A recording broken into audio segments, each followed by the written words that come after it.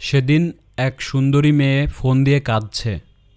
এখন একটা সুন্দরী মেয়ে যদি কাঁদে ভালো লাগে বলেন? দেখতে কেমন দেখায়? মায়া লাগে।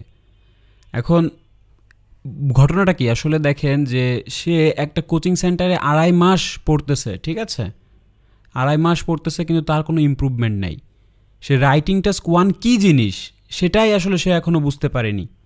কিভাবে সেটা লিখবে সেটা মানে কোনো চিত্র দেখেও বুঝে না, কোনো প্রশ্ন দেখেও করতে পারে না। মানে আসলে সে যখন বুঝতে যাচ্ছে একটা টিচারের কাছে, সেই টিচার বলতেছে আজকে না, আজকে একটু বিজি, কালকে করাবো। কালকে আসে আবার ওয়েটিং রুমে বসায় রাখে 2 ঘন্টা, আবার বলে যে আরও 3 দিন পরে করাবো, ঠিক আছে? এই করতে করতে করতে তার 2.5 মাস কেটে গেছে। মাঝে একবার বসেছে নাকি, তখন কি দিয়ে কি বোঝাইছে সে তার মাথার উপর দিয়ে গেছে, বুঝতে পারেনি। এগুলো আমাকে মেসেঞ্জারে বলতেছে, ঠিক আছে? তার সমস্যাগুলো বলতেছে। তো এখন বিষয়টা মানে একদিক থেকে আসলে আমার মানে খুব খারাপ লাগলো যে একটা মানুষের জীবন নিয়ে তারা খেলতেছে, ঠিক আছে? কারণ তার বাইরের দেশে যেতে গেলে তো আইএলটিএস তো দেওয়াই লাগবে। আর এটা যদি সে রাইটিং টাস্ক 1টা নিয়েই যদি 2.5 মাস কাটায় দেয়, তাহলে বাদ বাকি বিষয়গুলো সে কখন সলভ করবে? এখন এই টাইম যতদিন যায় তখন কিন্তু ওই বিষয়টা মানে ফ্রাস্ট্রেটেড একটা বিষয় চলে আসে, মানে একটা টায়ার্ডনেস চলে আসে, কাজ করে এবং নিজের ভেতরে একটা হতাশা তৈরি হয়, ঠিক আছে? তো এটা আসলে আহামরি কঠিন কিছু না। এর জন্য আমি আছি, খুব সুন্দরভাবে রাইটিং টাস্ক 1টা আমি দেখাচ্ছি। আপনারা যে কোনো রাইটিং টাস্ক 1 লিখতে পারবেন। তো এর মূল বেস ফর্মটা কি? যে কোনো চিত্র, যে কোনো কোয়েশ্চেন আপনারা সলভ করতে পারবেন যদি এই ক্লাসটা আপনারা সম্পূর্ণ মনোযোগ দিয়ে দেখেন। আর একটা কথা বলি যে আমার ক্লাস বুঝে না এমন কোনো ব্যক্তি নেই, পাগলও আমার ক্লাস বুঝবে, ঠিক আছে? কারণ আমি ওইভাবে ভেঙে ভেঙে আপনাকে বোঝাবো। যে ফাঁকি মেরে আসছে, সারা জীবন পড়াশোনা করেনি, সেও বুঝবে, ঠিক আছে? সো এটা আমি আমার কনফিডেন্স থেকে বলতেছি। যারা গাধা স্টুডেন্ট মনে করেন নিজেকে, তারাও বুঝবেন। সো কোনো টেনশন নেই, আমি আপনাকে সবচেয়ে সহজ ভাষায় ইজিলি বোঝাবো যে রাইটিং টাস্ক 1টা আসলে কী, কীভাবে আপনাকে এটা ডেভেলপ করতে হয়। প্র্যাকটিক্যালি আজকে আমি ডেভেলপ করে দেখাবো একটা কোয়েশ্চেন নিয়ে। তার আগে কিছু বিষয় আছে যেগুলো আমাদেরকে জানতেই হবে, মাথায় রাখতে হবে এগুলা। আর একটা কথা বলি যে আমার কথাবার্তায় কেউ আঘাত পাবেন না, মাইন্ড করবেন না, ঠিক আছে? আমি আসলে মন থেকে কথাগুলো বলছি। সো এটা আসলে আপনাদেরকে হিট করার জন্য কোনো কথা না, এটা জাস্ট কথার প্রেক্ষিতে একটা বোঝানোর জন্য এই কথাগুলো বলা। সো আপনারা এগুলো ইজিভাবে নেবেন অ্যান্ড আমার মানে মূল বিষয়টা আমি কি বলতে চাচ্ছি সেটার দিকে ফোকাস করবেন, ঠিক আছে? সো দেখেন রাইটিং টাস্ক 1টা আসলে কি, এটা আসলে যারা একদমই জানেন না তাদের ক্ষেত্রে বলি। এটা আপনাকে কমপক্ষে 150 ওয়ার্ডের একটা এসে লিখতে হবে 4টা ভাগে। ইন্ট্রোডাকশান, বডি প্যারা 1, ইন্ট্রোডাকশান, ওভারভিউ, বডি প্যারা 1, বডি প্যারা 2, এই হচ্ছে 4টা পার্টে আপনাকে লিখতে হবে। কমপক্ষে 150 ওয়ার্ড, আপনি সর্বোচ্চ 200 ওয়ার্ড বা এর আশপাশে লিখতে পারেন, 220, 30, 50 লিখতে পারেন, কিন্তু বেশি লেখা আসলে ভালো না। কারণ রাইটিং টাস্ক 1-এ যত অল্প কথায় বোঝাবেন তত ভালো, কিন্তু কমপক্ষে 150 ওয়ার্ড আপনাকে লিখতেই হবে। তো ক্লাসটা শুরু করার আগে একটা কথা বলতে চাই, যারা আমার এই ক্লাসটি আর কি ফেসবুক থেকে দেখতেছেন, আমার ইউটিউবের প্লেলিস্টগুলো ফলো করবেন, প্রত্যেকটা ভিডিও দেখবেন, খুব সুন্দর একটা প্রিপারেশন নিয়ে বসতে পারবেন। আর যারা ইউটিউব থেকে দেখতেছেন, আমার ফেসবুক পেজটা ফলো করে রাখবেন, এখানে বিভিন্ন আপডেট দেওয়া হয়, অনেক কিছু নিউজ জানতে পারবেন। সো আপনাদের আইএলটিএস রিলেটেড অনেক তথ্য আসলে আপনারা পাবেন। সো আপনারা 2 জায়গায় ফলো দিয়ে রাখেন, ঠিক আছে? ওকে, সো আমি আর একটা কথা বলি। দেখেন যে রাইটিং টাস্ক 1 যেটা নিয়ে কথা বলছিলাম, এখন আপনি একজন সৈনিক, আপনি যুদ্ধক্ষেত্রে নামছেন, কিন্তু আপনার অস্ত্রে যদি বুলেট না থাকে আপনি কোনো শত্রুকেই ঘায়েল করতে পারবেন না, ঠিক আছে? সো আমি এই যে দেখতেছেন যে এই ওয়ার্ডগুলো, এগুলো হচ্ছে আমার বুলেট, ঠিক আছে? আর কলম হচ্ছে আমার অস্ত্র। ওই অস্ত্র দিয়ে আমি এই বুলেটগুলো পুঁতে দিব, ঠিক আছে? গেঁথে দিব খাতায়, এমনভাবে গেঁথে দিব দেখবেন যে এক্সামিনার যখনই আপনার মানে চোখটা বুলাবে সে একদম মনে করেন যে ফিদা হয়ে যাবে, ঠিক আছে? মানে আপনি তাকে ঘায়েল করতে পারবেন, কারণ তাকে ঘায়েল করতে পারলেই আপনার নাম্বার। সো আপনি যদি ভালো স্কোর করতে চান আপনাকে এই বুলেটগুলো খরচ করতে হবে। এই বুলেটগুলো আমার মাথায় থাকবে, ঠিক আছে? আর কলম দিয়ে আমি ওগুলো জাস্ট টুকে দিব, জাস্ট এতটুকু কাজ আপনার, ঠিক আছে? সো দেখেন এগুলো হচ্ছে সব ধরনের গ্রাফ, চার্ট, টেবিল, ম্যাপ, এগুলোর কাজে লাগবে। সো এখানে রাইটিং টাস্ক 1-এর কিছু ভাষায় আছে আলাদা, এই ভাষাগুলো আপনাকে ব্যবহার করতে হবে, যেগুলো আমি নাম দিয়েছি ইউনিভার্সাল কিছু ভোকাবুলারি আপনাকে মাথায় রাখতে হবে। এইগুলো কিন্তু আমার মাথায় আছে, আমি এইগুলো প্রত্যেকটা মনে করেন যে অ্যারাউন্ড 30টা মতো 40টা মতো যদি আপনি ভোকাবুলারি শিখে রাখেন, রাইটিং টাস্ক 1-এ আর আপনাকে কেউ আটকাতে পারবে না, ঠিক আছে? সো দেখেন প্রথম যেই ওয়ার্ডটা আছে যে ইলাস্ট্রেটস, অর্থাৎ দেখায় বা প্রদর্শন করে, এই ওয়ার্ডটা আপনি ইউজ করবেন মাস্ট ইন্ট্রোডাকশানে, ঠিক আছে? কিভাবে করবেন আমি প্র্যাকটিক্যালি দেখাবো। তারপরে দেখেন যে consistently recorded the lowest figure, ধারাবাহিকভাবে সর্বনিম্ন সংখ্যা দেখিয়েছে, এই কথাগুলো আপনি ইউজ করতে পারেন, ঠিক আছে। দেন হচ্ছে এক্সপিরিয়েন্সড মাইনর চেঞ্জ, সামান্য পরিবর্তন দেখা গেছে। তাহলে মাইনর চেঞ্জ, এই কথাগুলো কিন্তু রাইটিং টাস্ক 1-এর ভাষা, ঠিক আছে। এই ভাষাগুলো যখন দেখবে এক্সামিনার বুঝতেই পারবে না যে আসলে সে কি আসলে ব্যান্ড 9-এর বা 8-এর অ্যান্সার কীভাবে লিখলো। সো আপনি ওইভাবে নাম্বারগুলো পাবেন, ঠিক আছে, কারণ এগুলো ওই ভাষা, ব্যান্ড 8-9-এর ভাষা, ঠিক আছে, রাইটিং টাস্ক 1-এর জন্য। তারপরে দেখেন নো মেজর ট্রেন্ডস, উল্লেখযোগ্য কোনো ধারা নেই। তারপর আপনি বলতে পারেন যে কনসিস্টেন্টলি হায়ার, ধারাবাহিকভাবে বেশি ছিল। তারপরে রোজ টু পিক, সর্বোচ্চ পয়েন্টে উঠেছিল, ঠিক আছে। তারপরে দেখেন বিফোর ড্রপিং শার্পলি, হঠাৎ কমে যাওয়ার আগে, এই কথাগুলো কিন্তু ব্যবহার করতে পারবেন। কিভাবে করবেন আমি প্র্যাকটিক্যালি দেখাবো। স্টুড অ্যাট অ্যারাউন্ড, আনুমানিক বা এই অবস্থান করছিল। স্লাইড ভ্যারিয়েশন, সামান্য পরিবর্তন, যেখানে আপনি একটু সামান্য পরিবর্তন দেখবেন কোনো চিত্রতে, আপনি এই কথাটা, এই ওয়ার্ডটা আপনি ইউজ করতেই পারেন, ঠিক আছে। তারপরে দেখেন যে ওভারঅল রিডাকশন হচ্ছে মোটের উপর হ্রাস, মানে কমে যাওয়া, মানে ওভারঅল কতটুকু কমে গেছে আপনি একটু খেয়াল করেছেন, তো এই কথাটা আপনি অ্যাড করে দিতে পারেন, এরপরে আপনি ডাটা দিতে পারেন। এরপর দেখেন যে ফলোড এ ডিফারেন্ট প্যাটার্ন, ভিন্ন ধারা অনুসরণ করেছে। চেঞ্জ ইন, পরিবর্তন সমূহ, চেঞ্জেস ইন, পরিবর্তন সমূহ। তারপর ওভার দ্য পিরিয়ড, নির্দিষ্ট সময় জুড়ে, এই ওয়ার্ডটা কিন্তু খুব গুরুত্বপূর্ণ, এটা আমরা ব্যবহার করতে পারবো। বিটুইন অ্যান্ড, এরকম একটা টাইপের ওয়ার্ড আপনি ব্যবহার করেন যে থেকে বা পর্যন্ত। তারপর স্লাইড ফ্ল্যাকচুয়েশন, সামান্য ওঠানামা করে। দেখবেন যে এখানে চিত্রতে বিভিন্ন ধরনের ওঠানামার ডাটাগুলো কমে যায়, উঠে যায়। আর এই ওয়ার্ডটা যদি আপনি ইউজ করেন তাহলে আপনাকে ধরতেই পারবে না, সে মানে মনে করবে যে কোনো ব্রিলিয়ান্ট একটা ছাত্র আসলে এই কথাগুলো লিখেছে, তাহলে অবশ্যই আপনার ব্যান্ড স্কোর কিন্তু বাড়বে।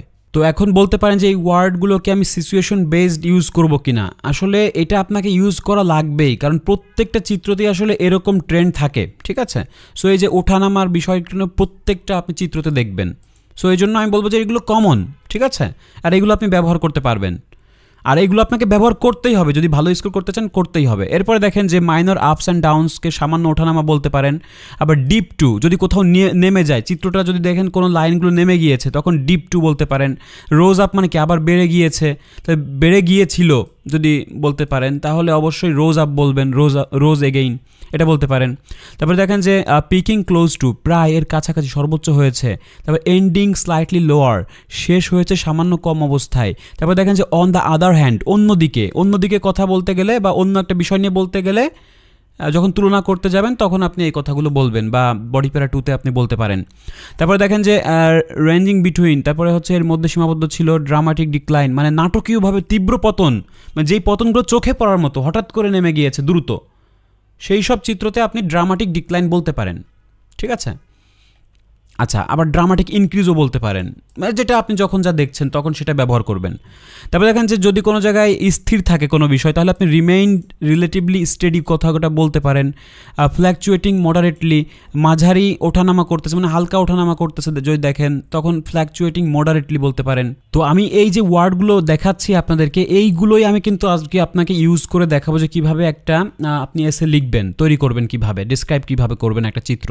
তো আসলে এইগুলো আমার মাথায় একদম মানে গেঁথে গিয়েছে, আল্ট্রা ইনস্টিংক্ট বলতে পারেন, কারণ এটা এতবার আমি দেখেছি, এতবার করেছি, যার কারণে এগুলো আমার সবগুলো মুখস্থ।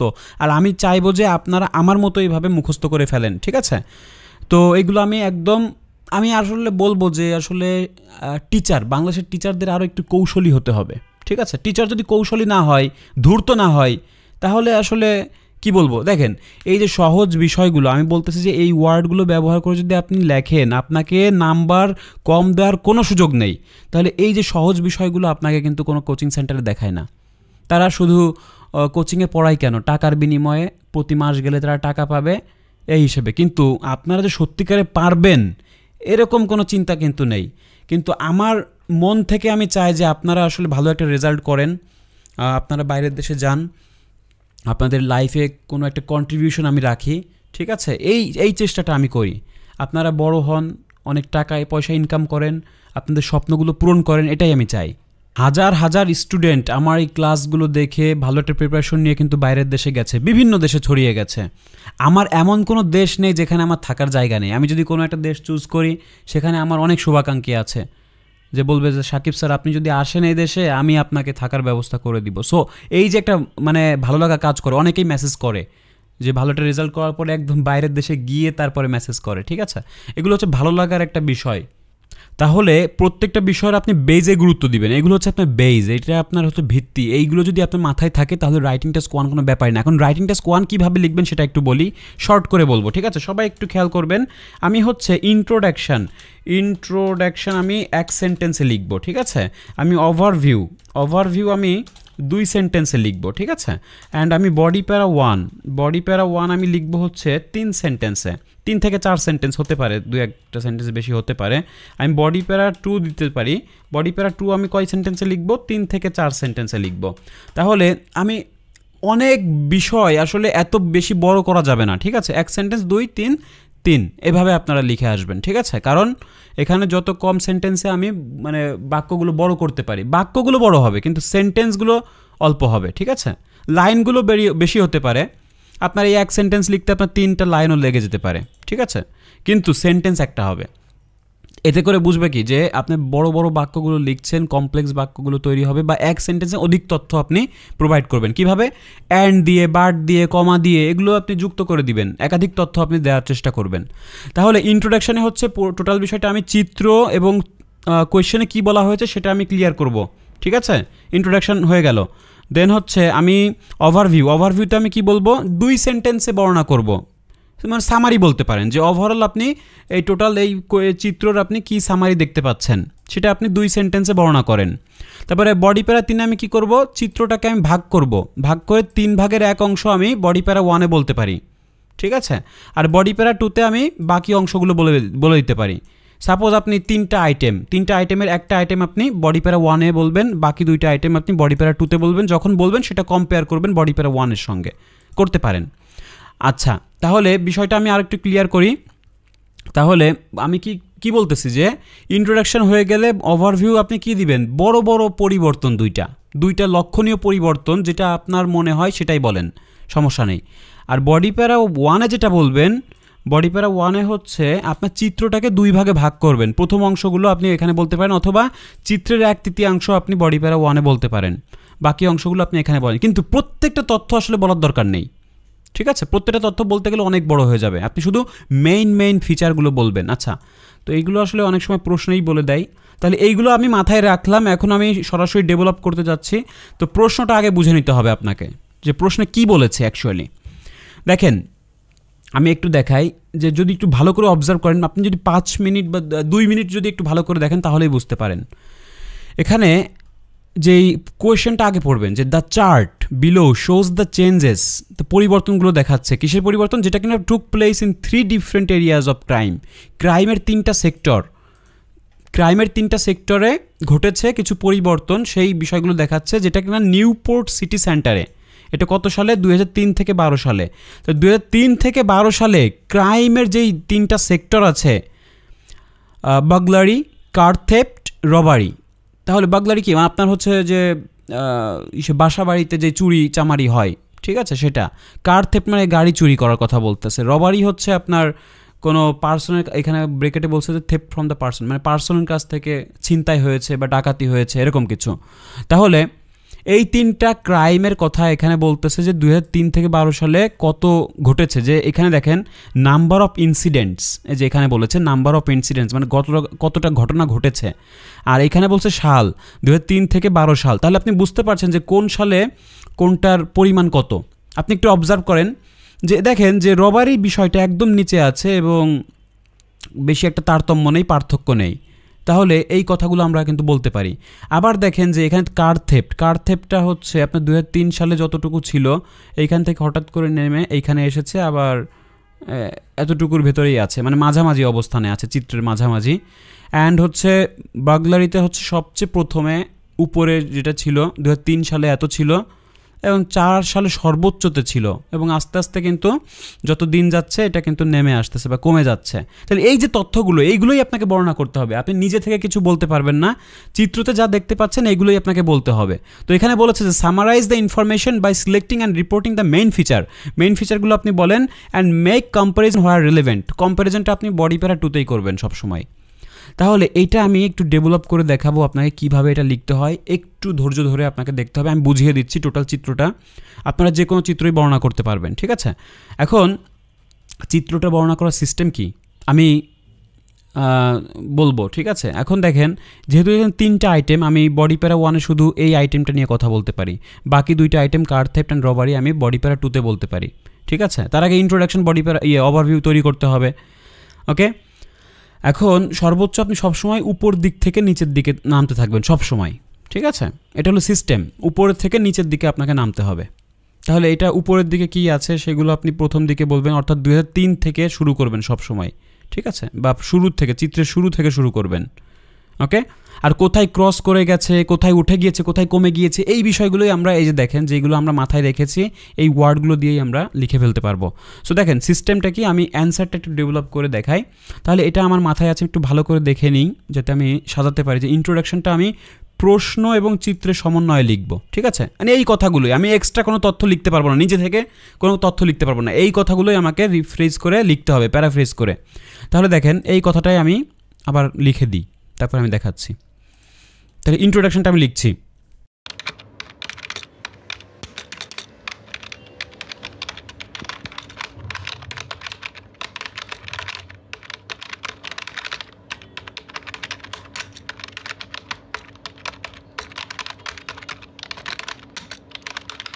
তাহলে দেখেন আমি এখানে কি লিখেছি যে the given line graph illustrates the changes in 3 different of crime, burglary, car theft and robbery in the city centre of Newport between কত সাল থেকে, 2003 থেকে 2012 সাল। তাহলে এই কথাটাই আমি এখানে লিখলাম। এখানে বলছে chart below shows the changes of took place কোথায়, 3 different area of crime, Newport city centre 2003 থেকে 12।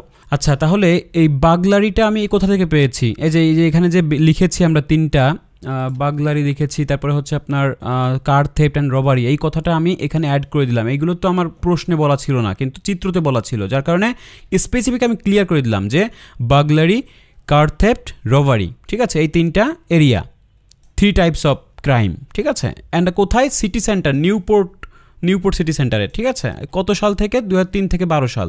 সো এই কথাটাই আমি আবার এইখানে লিখলাম, এটা আপনাকে এইভাবে লিখতে হবে, চিত্র এবং প্রশ্ন সমন্বয়ে, ঠিক আছে। তাহলে এক সেন্টেন্সে আমার ইন্ট্রোডাকশনটা কমপ্লিট। এখন আমি কি করব, ওভারভিউ বা ওভারঅল বিষয়টা আমি তুলে ধরবো, ঠিক আছে। 2টা সেন্টেন্স আমি এখানে তুলে ধরতে পারি। তো সেইখানে একটু ভালো করে যদি আপনি খেয়াল করেন, আমি আগে লিখে নিই, তারপরে আমি দেখাচ্ছি যে আমি কোন বিষয়টা আপনাদেরকে তুলে ধরছি। ওকে, সো আপনি একটা স্পেস দিয়ে নিচে চলে আসবেন, ঠিক আছে। তাহলে এখান থেকে শুরু করছি, আমি একটু দেখে নিই যে বিষয়টা কি লিখবো আমি, কারণ মূল 2টা বিষয় আমি এখানে তুলে ধরবো।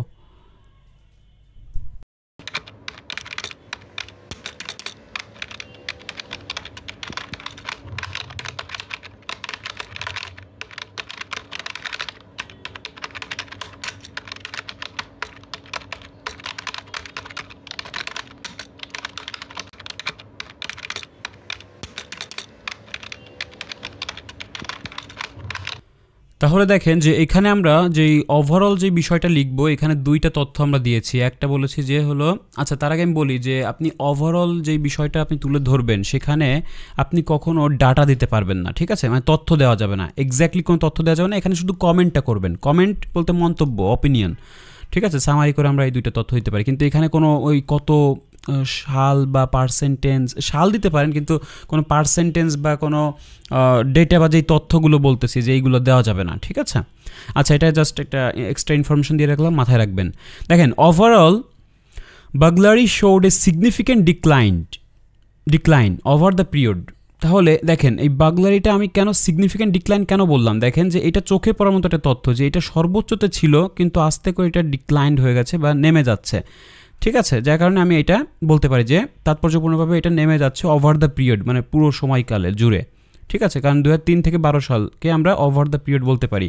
এখানে যেই কাজটা আমরা দেখবো যে ওয়াইল কার থেফট, এই কার থেফটের বিষয়ে একটা কমেন্ট যদি আমি করি যে remain relatively stable with slight fluctuations, অর্থাৎ এখানে কিন্তু আমরা একটু দেখতেছি যে কিছু ওঠানামা সত্ত্বেও এটা আসলে খুব মানে স্লাইট, মানে হালকা, ঠিক আছে। তাহলে হালকা ওঠানামা সত্ত্বেও এটা স্টেবল আছে, ঠিক আছে, মানে বেশি একটা তারতম্য হয়নি, কিন্তু স্লাইটলি কিন্তু তারতম্য ঘটেছে। দেখেন এই যে 5 সাল থেকে 6 সালে একটু কমে গিয়েছে, বেড়ে গিয়েছে, আবার উঠে গিয়েছে, এইভাবে। এজন্য আমরা এই কথাটা বলতে পারি যে while car theft remained relatively stable with slight fluctuations মানে কি, ওঠানামা করা।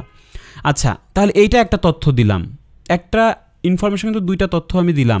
আচ্ছা, এরপর দেখেন যে ইন কন্ট্রাস্ট, এর বিপরীতে যদি বলি যে robbery consistently recorded the lowest figure and the experienced only minor changes. তাহলে দেখেন এখানে কিন্তু বেশি একটা চেঞ্জ হয়নি, এর জন্য আমি বলেছি মাইনর চেঞ্জেস। আর এটা কিন্তু সবচেয়ে লোয়েস্ট, দেখেন এই তিনটার ভেতরে সবচেয়ে কিন্তু নিচের অংশে কিন্তু এটা আছে, এই জন্য আমি বলবো যে লোয়েস্ট ফিগার্স অ্যান্ড এক্সপিরিয়েন্স করেছে অনলি মাইনর চেঞ্জেস, একদমই অল্প, ঠিক আছে। আর এখানে বলছে স্লাইট ফ্লাকচুয়েশনস, কিন্তু এখানে মাইনর চেঞ্জেস মানে কি খুবই সামান্য পরিবর্তনকে আমরা মাইনর চেঞ্জেস বলতে পারি। তাহলে আপনি কি বললেন, ইন্ট্রোডাকশন আপনি 1 সেন্টেন্সে লিখে ফেললেন, ওভারভিউ আপনি 2 সেন্টেন্সে লিখে ফেললেন, ঠিক আছে। এখন কাজ কি, এখন হলো আপনাকে ডেটা দেওয়ার পালা। তো আমি বাগলারিটার নিয়ে আমি আগে কথা বলবো, এইটার প্রত্যেকটা সালে কী কী ঘটেছে যতটুকু আমি শর্ট করে বলতে পারি বলবো, মানে মেইন বিষয়গুলো বলবো, কারণ প্রত্যেকটা সাল বলতে গেলে তো সময় চলে যাবে, অনেক বড় হয়ে যাবে। এজন্য আমি এখানে শুরু থেকে শেষ পর্যন্ত কোথায় কোথায় মেইন ফিচার আগে লিখি, তারপর আপনাকে বোঝাচ্ছি। ওকে, সো দেখেন বাগলারি নিয়েই কথা বলবো, কারণ আমি বলেছি যে 3টা আইটেম থাকলে একটা আইটেম নিয়ে আপনি বডি প্যারা 1-এ কথা বলবেন, আর বেশিরভাগই 3টা আইটেমই দেওয়া থাকে লাইন চার্টে। ওকে, তাহলে দেখেন যে এটা আমরা যেহেতু লাইন গ্রাফ করতেছি, বা লাইন চার্টও বলতে পারতাম, গ্রাফ বলেছি, চার্ট বলতে পারি, চার্ট বলে দিলেই ভালো হয়, চার্ট বলতে পারেন, ঠিক আছে। আচ্ছা, তাহলে বডি প্যারা 1টা আমরা ডেভেলপ করে ফেলি। তাই একটা স্পেস দিয়ে আপনারা ইয়ে করবেন, নিচে লিখে ফেলবেন। তাহলে একটা স্পেস দিয়ে আমরা শুরু করছি, একটু ভালো করে দেখে নিই।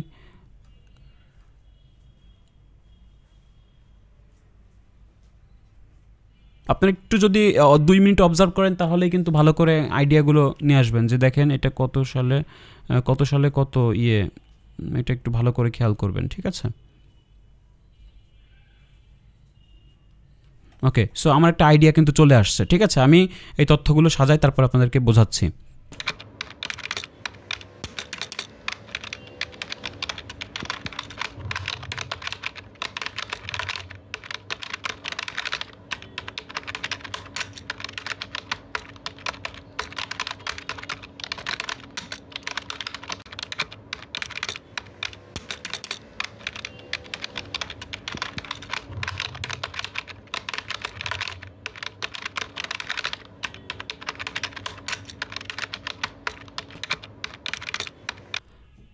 ওকে, তাহলে এটা আমরা শুরু করব হচ্ছে বডি প্যারা 1 যখন শুরু করব ইন 2003 থেকে আমি শুরু করতে পারি, কারণ 2003 দিয়ে আমাদের হচ্ছে এখানে স্টার্ট হয়েছে। আর এর পয়েন্টটা কত হয়েছে, যে বাগলারি ইনসিডেন্ট স্টুড অ্যারাউন্ড 3400 আমি এখানে লিখেছি, কারণ দেখেন এখানে কিন্তু 3500-এর একটু নিচে আছে, এই জন্য আমি 3400 লিখবো, ঠিক আছে।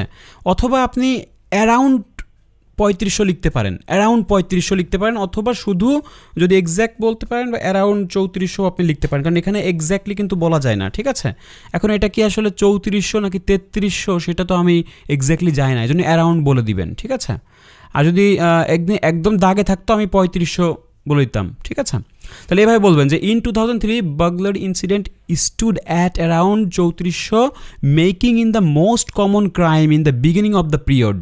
তাহলে সব কিছুর চেয়ে কিন্তু সবচেয়ে মোস্ট কমন ক্রাইম হয়ে দাঁড়িয়েছিল, কারণ এটা সর্বোচ্চ হাইয়ে ছিল 2003 সালে, তাই না, এজন্য বলেছি। দিস ফিগার রোজ, এটা উঠে গিয়েছিল পিকে, অ্যাপ্রক্সিমেটলি কথাটা ইউজ করবেন, আনুমানিক 3750 আমি এখানে বলেছি, কারণ দেখেন এখানে সর্বোচ্চতে কত চলে গিয়েছিল, দেখেন আপনি এটার দেখেন 3800 নাকি 3750, এটা আসলে আপনি তো শিওর না, যার কারণে অ্যাপ্রক্সিমেটলি কথাটা ইউজ করবেন, তখন দেখবেন যে আপনার ভুল হবে না। আর যদি আপনি সরাসরি বলেন যে 3750, তাহলে ভুল হতে পারে, কারণ আপনি তো জানেন না এক্স্যাক্ট তথ্যটা, ঠিক আছে। কারণ এখানে দেখেন ওই ইয়েটা লেখা নেই, কিন্তু একটু উপরে দেখেন 3500-এর একটু উপরে, আমি ধরে নিচ্ছি 3750 এভাবে ধরে নিচ্ছি। তো ধরে নিতে গেলে আপনি এই কথাটা ইউজ করবেন। ওকে, ইন কত 2004 সালে, 4 সালে কিন্তু সর্বোচ্চতে চলে গিয়েছিল 3700, এই ডাটাটা আমি তুলে ধরলাম। এরপরে দেখেন before dropping sharply about 1200 by 2008 সালে ড্রামাটিক ডিক্লাইন। তো দেখেন 2008 সালে যে ঘটনাটা ঘটেছে এটা 1200-তে আপনার প্রায় নেমে গেছে, তাই না। 2008 সালে দেখেন 1000-এর চেয়ে একটু উপরে, 200 উপরে, যেখানে আপনি অ্যাট অ্যারাউন্ড কত অ্যাবাউট বলতে পারেন, অ্যাবাউট 1200 পর্যন্ত আপনি বলতে পারেন, ঠিক আছে। আচ্ছা, তাহলে 1200 নেমে গিয়েছে মানে ড্রামাটিকলি, মানে শার্পলি, খুব মানে দ্রুত ডিক্লাইন করেছে। কারণ দেখেন এই যে 2004 সাল থেকে 8 সালে একটু দ্রুত ডিক্লাইন করেছে না, এই যে হঠাৎ করে নেমে গেছে এরকম, খুব অল্প সময়ে যখন নেমে যাবে এই ড্রামাটিক ডিক্লাইন বলতে পারেন। এরপর দেখেন যে burglary numbers remain relatively steady, মানে এখন থেকে দেখেন যে প্রায় কিন্তু বেশি একটা তারতম্য ঘটেনি, যার কারণে আমি বলেছি কি যে এখানে যে নাম্বারটা remain relatively steady with slight variations, মানে হালকা কিছু ভ্যারিয়েশনস এখানে হয়েছে, এই যে হালকা উঠে যাচ্ছে, একটু নেমে যাচ্ছে, আবার উঠে যাচ্ছে, নেমে যাচ্ছে, এই জন্য আমি বলেছি যে স্লাইট ভ্যারিয়েশনস আছে। এবং এন্ডিং, এবং এটা শেষ হয়েছে 2012 সালে কততে, 1350, ঠিক আছে। এই যে এখানে আমি 1350 আসলে ভুল বলেছি, মনে হয় 1400 বললে ভালো হতো, 1400 বললে দিলেই ভালো হয়, ঠিক আছে, কারণ দেখেন 1500 একটু নিচে আছে। আচ্ছা 1300 বললেই ভালো হয়, কারণ দেখেন বেশি 200 মতো নিচে আছে মনে হচ্ছে আমার, ঠিক আছে। তাহলে 1500, 200 আমি নিচে ধরে নিচ্ছি, তাহলে 1300 ধরে নিতে পারি, রাফলি 1300 in 2012 সালে। Okay, so this represent a significant overall reduction compare to the initial year. তাহলে এইখানে যে নাম্বারগুলো ডাটাগুলো দিচ্ছেন, এইখানে এক্স্যাক্টলি যে সঠিক হতে হবে এমন কিছু নেই, শুধু এই ওয়ার্ডগুলো একটু ইউজ করে দিবেন তাহলেই হচ্ছে। আর যদি এক্স্যাক্টলি ওয়ার্ড দেখতে পারেন তাহলে সরাসরি বলে দিবেন, সমস্যা নেই। তো আমি প্রথমেই কিন্তু বলে নিয়েছিলাম যে বার্গলারিটা এমন ধরনের চুরি যেটা আসলে মানে বাসায় যে চুরি চামারিটা হয়, ঠিক আছে, যে আপনার বাসায় অনেক সময় চুরি চামারি হয় না, সেই বিষয়গুলো হলো বার্গলারির কথাগুলো বলতেছে। সো এটা এরকম, কার থেফট তো বুঝতেই পারছেন, রবারি হচ্ছে ডাকাতি বা ছিনতাই। সো এই হচ্ছে বিষয়। তাহলে আমরা বডি প্যারা 1টাতে একটা বিষয় ক্লিয়ার করলাম। এখন আমি কিন্তু প্রত্যেকটা সাল কিন্তু বলিনি, এই যে 5 সাল, 6 সাল, 7 সাল কিন্তু বলিনি, আবার 9 সাল, 10 সাল, 11 সাল কিন্তু বলিনি। আমি বলেছি কি 3 সাল থেকে শুরু, 4 সালে একদম উঠে গিয়েছে এবং ডিক্লাইন করেছে হলো 8 সাল পর্যন্ত, অ্যান্ড এরপর থেকে কিন্তু একটা স্টেবিলিটি আছে, এবং শেষে গিয়ে আমি বলেছি যে এর পরিমাণ কত, ঠিক আছে। তো শুরু থেকে শেষ এই দুইটা বলতেই হবে, শুরু এবং শেষ বলতেই হবে। আচ্ছা, এর মাঝে বিষয়গুলো আপনি স্কিপ করতে পারেন, কিন্তু মেন বিষয়গুলো আপনি তুলে ধরবেন। ওকে, সো আশা করি বুঝতে পেরেছেন যে এখানে বডি প্যারা 1 আমরা কী করতেছি। এখন বডি প্যারা 2টা একটু করে ফেলবো, তার আগে আমার একটু এইগুলো দেখলে ভালো হয়, এগুলো আমি একটু উপরে রেখে দিচ্ছি যাতে করে সুবিধা হয় দেখতে তথ্যগুলা। ওকে,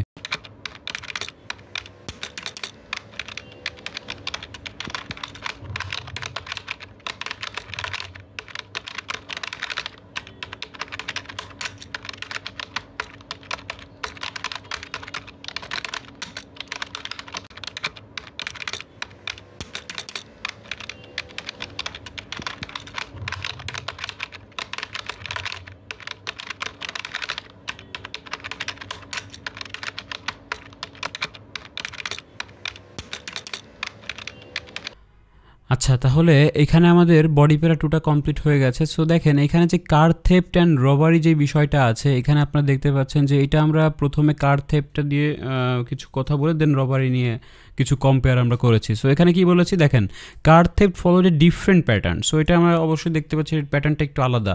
সো এটা স্টার্টিং হয়েছে কত থেকে, 2800 থেকে। আপনি দেখেন যে 2003 সালে এটার পরিমাণ ছিল 2500 থেকে 300 বেশি, যার কারণে আমরা 2800 বলতে পারি। কত, 2800 কেসেস ইন 2003 সালে ঘটেছে, and fluctuating moderately through out the period. So এই পিরিয়ড মানে সময় জুড়ে কিন্তু এখানে ফ্ল্যাকচুয়েটিং করেছে, মানে হালকাভাবে মডারেটলি আমি বলতে পারি। সো অলদো যদিও ডিপড করেছে টু অ্যাবাউট 2000 ইন 2006 সালে। তো 2006 সালে কিন্তু একটু এটা ডাউন করে গেছে, ডিপড করেছে বা ড্রপড করেছে আমরা বলতে পারতাম, যেটার পরিমাণ কত আপনি এটার হলো 2000 পরিমাণ, ঠিক আছে। 2000 একদম লাগালাগি অবস্থা যেহেতু আছে, এজন্য আমরা 2000 বলতে পারি। এবং এটা লেটার রোজ এগেইন, এবং এর পরবর্তী কিন্তু আবার বেড়ে গিয়েছে, যে কারণে এই কমেন্টটা করে ফেলতে পারি যে লেটার রোজ এগেইন, এর পরবর্তীতে আবার বেড়ে গিয়েছে। এবং পিকিং সর্বোচ্চতে আবার কিন্তু পৌঁছেছে, সর্বোচ্চ কত 2800তে চলে গিয়েছিল আবার, যেহেতু 2800 থেকে শুরু হয়েছে, আবার কিছু ডিপড করে আবার কিন্তু 2800-র কাছাকাছি, ক্লোজ টু 2800 আমরা বলতে পারি, ঠিক আছে, যে ক্লোজ টু 2800 বা 2700 বলা যেতে পারে ইন 2010, ঠিক আছে। এই যে 2010-এর কথাটা বলতেছি। তো প্রত্যেকটা সাল কিন্তু না বলে আমরা যেখানে যেখানে বেড়ে গিয়েছে, কমে গিয়েছে, সেই বিষয়গুলো আমরা বলতে পারি। And before ending slightly lower 2012। So এখানে আপনার 2012তে কিন্তু একটু আবার একটু নিচে চলে গেছিলো, তাই না? এই জন্য বলতেছি যে 2012-তে একটু স্লাইটলি লোয়ার হয়ে গেছে। ওকে, এরপর দেখেন রবারি নিয়ে কথাটা বলবো। রবারি নিয়ে যদি বলি যে on the other hand remained এটা লিস্ট কমন ক্রাইম, এটা সবচেয়ে কম মানে ক্রাইমের ভিতরে একটা, যেটা ঘটতো খুব কম। সো এটা কত দেখেন, এটা 500 এবং 900-র ভেতরে ঘটেছে। তো আপনি দেখেন যে 500, এই যে 500 একটু উপরে, আপনি 600 বলতে পারেন, আপনি 600 বলতে পারেন বিটুইন, আচ্ছা 500 যে 8 সালেও যেহেতু ছিল এই জন্য আমরা 500 বলতেছি। আর এখানে 600 থেকে যদি শুরু করে শুরুর দিকটা বলতেন তাহলে আপনি 600 দিতে পারতেন। যেহেতু আমরা শুরুতে বললাম, টোটাল বিষয়টা বলতেছি যে 500 এবং 900-র ভেতরেই আছে, তাহলে 500 এবং আপনি 1000-এর একটু নিচে যেহেতু আছে সর্বোচ্চ দেখেন, তাহলে 900 বলতে পারেন। তাহলে এই যে 500 এবং 900 দাগ এখানে আমরা বুঝতে পারছি। So despite the minor ups and downs, এখানে কিছু ছোটো বা খাটো আর কি আপস অ্যান্ড ডাউনস হয়েছে, robbery showed no major trend, এখানে কিন্তু বেশি একটা বড় ট্রেন্ড দেখতে পাচ্ছি না, যার কারণে এই কমেন্টটা আমরা করতে পারি। সো যদি আমরা এখানে কম্পেয়ার করি তাহলে car theft stayed consistently higher than robbery, সবসময় কিন্তু রবারির চেয়ে কিন্তু বেশি ছিল, ঠিক আছে। And showed more noticeable variation over the time. So আমি যদি এই দুইটার ভিতরে কম্পেয়ার করি, যে এখানে কিছু নোটিসেবল কিছু ভ্যারিয়েশন ছিল মানে, আর এখানে কিন্তু তেমন একটা তারতম্য নেই, যার কারণে এই কথাটা আমরা বলতে পারি। ওকে, সো এই একটা কমেন্ট আমরা করে দিতে পারি। সো এই হচ্ছে বিষয়, টোটাল বিষয়টা আপনারা দেখেন কত সুন্দরভাবে আপনারা এটা লিখে দিতে পারেন। আর আমরা প্রত্যেকটা তথ্য যেইগুলো আমরা করেছি এইগুলো আমাদের মাথায় যেহেতু আছে, ইজিলি আমরা যেমন দেখেন over the period, between, slight fluctuations, minor ups and downs, এগুলো কিন্তু ব্যবহার করেছি, রোজ এগেইন, তাই না? এইগুলো ব্যবহার করেই কিন্তু আমি বলতেছি, কারণ এগুলো আমাকে ব্যবহার করতে হবে এটা আমি জানি। সো এগুলো মুখস্থ করে ফেলবেন, এটা একটু টাইপ করে নিতে পারেন, আপনারা একটু লিখে নিতে পারেন। অ্যান্ড হচ্ছে যে কোনো কোয়েশ্চেনের চিত্র এবং ইয়েগুলো ভালো করে একটু অবজার্ভ করবেন 2 মিনিট, তাহলেই প্রত্যেকটা বিষয় আপনারা তুলে ধরতে পারবেন। আর এখানে আমি তো বললাম যে এখানে 2700-2800 এটা 1-2 হেরফের হয়ে যেতে পারে, সো এটা কোনো একটা গুরুত্বপূর্ণ ম্যাটার না। সো আপনাদের অ্যান্সার হয়ে যাবে। তাহলে আশা করি যে কোনো আপনারা লাইন চার্ট আসলে এটা আপনারা কমপ্লিট করতে পারবেন, আমার বিশ্বাস। এখন বিষয়টা হচ্ছে আপনারা যদি এটা ফেসবুক থেকে দেখেন, অবশ্যই আমার ইউটিউবের যেই প্লেলিস্টগুলো আছে প্রত্যেকটা ভিডিও আপনি কমপ্লিট করে ফেলেন যদি আপনি নতুন হয়ে থাকেন। আর যারা ইউটিউব থেকে দেখছেন আমার ফেসবুক পেজের সঙ্গে যুক্ত থাকেন, এখানে বিভিন্ন আপডেটস আপনারা পাবেন, ঠিক আছে। সো আর যারা খুবই দুর্বল, কোনো গাইডলাইন পাচ্ছেন না, হতাশার ভিতরে ডুবে আছেন, অবশ্যই আমার সঙ্গে যোগাযোগ করতে পারেন। আমার কাছে কোর্স করতে গেলে আপনার ডিটেলসটা অবশ্যই আপনারা ডেসক্রিপশন বক্সে পেয়ে যাবেন। ওকে, ইউটিউব ভিডিও ডেসক্রিপশন বক্সে পেয়ে যাবেন। Thank you so much for watching the full video. আশা করি ক্লাসটা ভালো লেগেছে, অবশ্যই লাইক দিবেন, কমেন্টস করবেন, শেয়ার করবেন। Thank you so much.